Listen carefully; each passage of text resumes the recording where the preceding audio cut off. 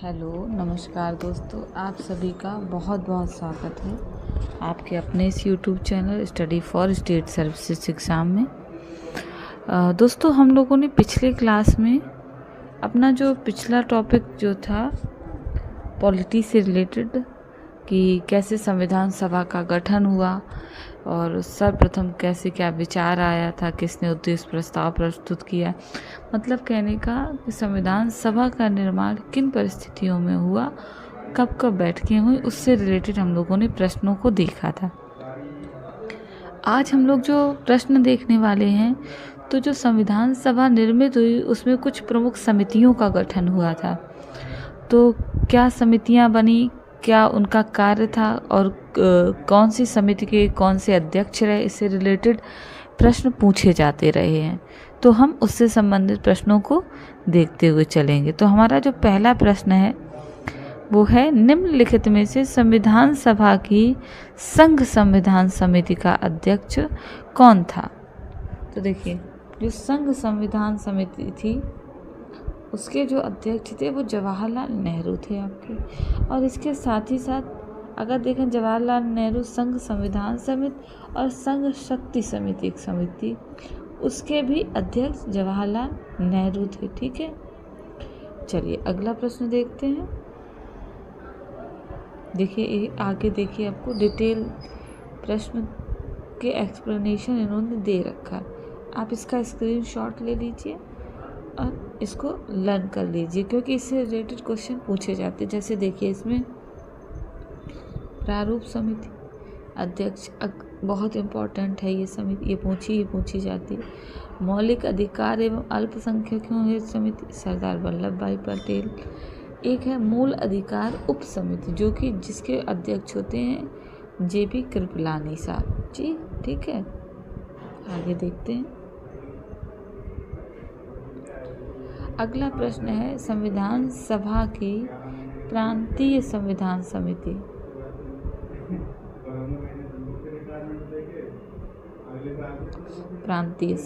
का अध्यक्ष कौन था। देखिए, इसको आप ऐसे याद रखिए कि प्रांतों का, रियासतों का पुनर्गठन किसने ज़्यादा प्रांतीय पुनर्गठन या रियासतों को जोड़ने या पुनर्गठन का कार्य किसने किया था, किसने मतलब महत्वपूर्ण भूमिका निभाई थी, तो वो आपके थे सरदार वल्लभ भाई पटेल।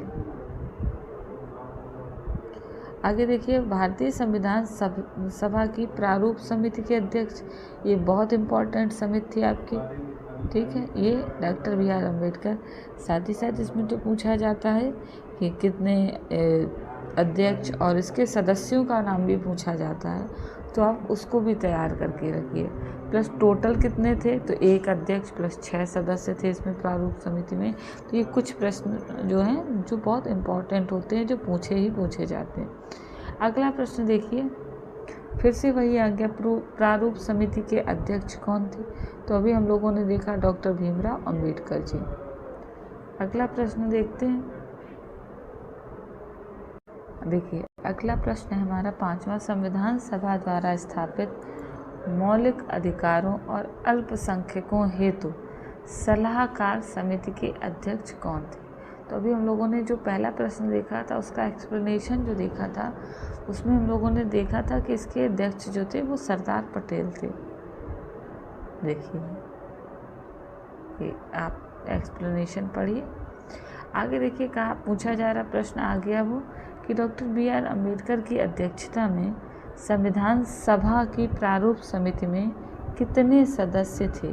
तो अब सिर्फ सदस्य पूछे जा रहे हैं, अन्य सदस्य तो 6 थे, क्योंकि 1 + 6 टोटल 7 थे। इसमें एक अध्यक्ष और 6 सदस्य, तो ये 6 लोग थे।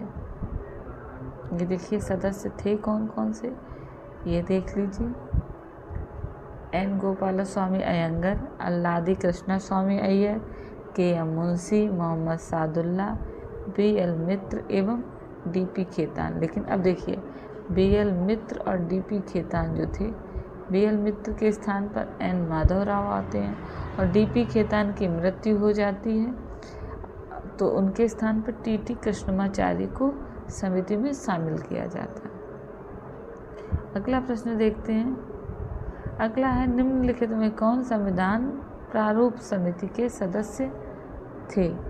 प्रारूप समिति के सदस्य कौन कौन थे पूछा जा रहा है। देखो अभी हम लोगों ने देखा एन गोपाल स्वामी अयंगर थे, जवाहरलाल नेहरू नहीं थे, अल्लादी कृष्ण स्वामी अय्यर थे, सरदार पटेल भी नहीं थे। तो देखिए 2 लोग इसमें थे, तो इसमें कूट दिया गया होगा आपका, पहला और तीसरा होना चाहिए।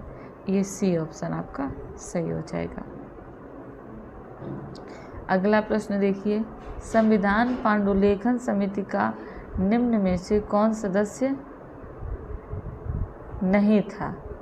पांडुलेखन मतलब प्रारूप, पांडुलेखन समिति का मतलब यहाँ से प्रारूप समिति ही है, ठीक। तो कौन इसमें सदस्य नहीं थे? देखो मोहम्मद सादुल्ला थे, के मुंशी भी थे, ए के अय्यर भी थे, लेकिन जवाहरलाल नेहरू इसके सदस्य नहीं थे। अगला प्रश्न है, संविधान सभा ने डॉक्टर BR अम्बेडकर की अध्यक्षता में प्रारूप समिति का गठन कब किया था? यहाँ आपसे डेट पूछ रहे हैं, तो वो डेट थी 29 अगस्त 1947 को किया गया था, ठीक है। यहाँ देखो एक डेट दी है, ये 13 दिसंबर 1946। इस दिन जवाहरलाल नेहरू ने उद्देश्य प्रस्ताव को इन्होंने पेश किया था संविधान सभा में, और जबकि ये जो 22 जनवरी दी है, इस दिन इनके इस उद्देश्य प्रस्ताव को स्वीकार कर लिया गया था, ठीक है। अगला प्रश्न है, संविधान निर्मात्री परिषद की झंडा समिति के अध्यक्ष कौन थे? आपको बताना है।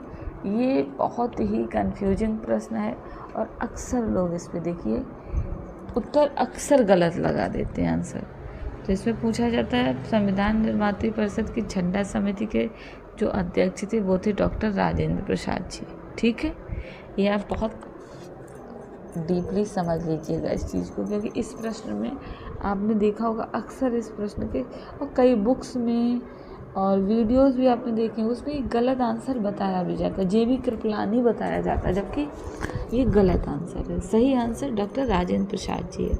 तो इस टॉपिक से संबंधित आज हमारे बस इतने ही प्रश्न थे, 10 प्रश्न दिए गए थे, तो ये हम लोगों ने कंप्लीट कर लिया। अगला जो हम वीडियो लेके आएंगे संविधान के स्रोत का, कि कौन सा भाग कहाँ से, मतलब संविधान में जो चीज़ें इंक्लूड की गई वो कहाँ से ग्रहण की गई हैं। तो संविधान के स्रोत से रिलेटेड हम आपके लिए अगला वीडियो लेकर आएंगे। तब तक के लिए आप लोगों को धन्यवाद, देखने के लिए नमस्कार। साथ ही साथ कहेंगे अगर वीडियो आपको पसंद आया हो तो प्लीज़ आप चैनल को सब्सक्राइब करिए, लाइक करिए, कमेंट करिए, कमेंट्स करके बताइए कि आपको क्या चीज़, अगर कोई चीज़ डाउट है अगर आपको, तो वो चीज़ पूछिए, आप अवश्य पूछिए। मैं आपके लिए वो आपकी जो भी क्वेरी होगी उसको शॉर्ट आउट करने का बिल्कुल प्रयास करूँगी। और साथ ही साथ आपसे प्लीज़ निवेदन है कि आप चैनल को सब्सक्राइब ज़रूर करें। चलिए, नमस्कार।